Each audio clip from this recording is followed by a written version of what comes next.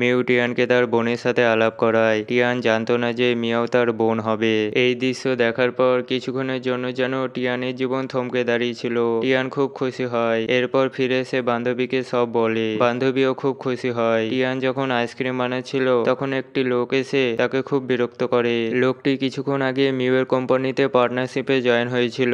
Mu বিষয়টি জানতে পেরে তাকে পার্টনারশিপ থেকে বাদ দিয়ে দেয়। এরপর ক্লাবে লোকটির সাথে মিউ এর অ্যাসিস্ট্যান্টের দেখা হয়। লোকটি মিউকে যাচ্ছেতাই ভাবে অপমান করছিল।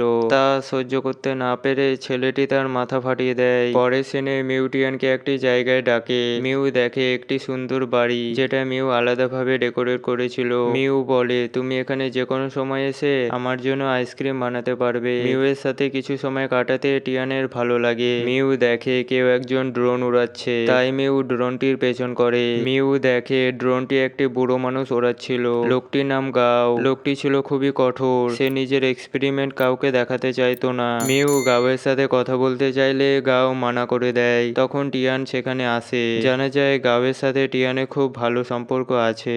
গাওয়ের কাছে টিয়ানের কিছু ফটো আছে, তাই টিয়ান ফটোগুলি নিতে গেলে গাও তাকে অ্যাড্রেস জিজ্ঞেস করে। তখন মিউ চালাকি করে নিজের অ্যাড্রেসটি দিয়ে দেয়। পরের দিন টিয়ান মিউ এর জন্য খাবার নিয়ে যায়। টিয়ান দেখে গতকাল ঝড়ে ঘরটি খারাপ হয়ে গেছে। তারা খুব দুঃখ পায়। এরপর টিয়ান ঘরটি ডেকোরেট করার জন্য দোকান থেকে অনেক কিছু নিয়ে আনে আর সুন্দরভাবে ঘরটি সাজিয়ে তোলে। আর এইদিকে মিউ এর এক্স এর সাথে প্রজেক্টে কাজ চলছিল।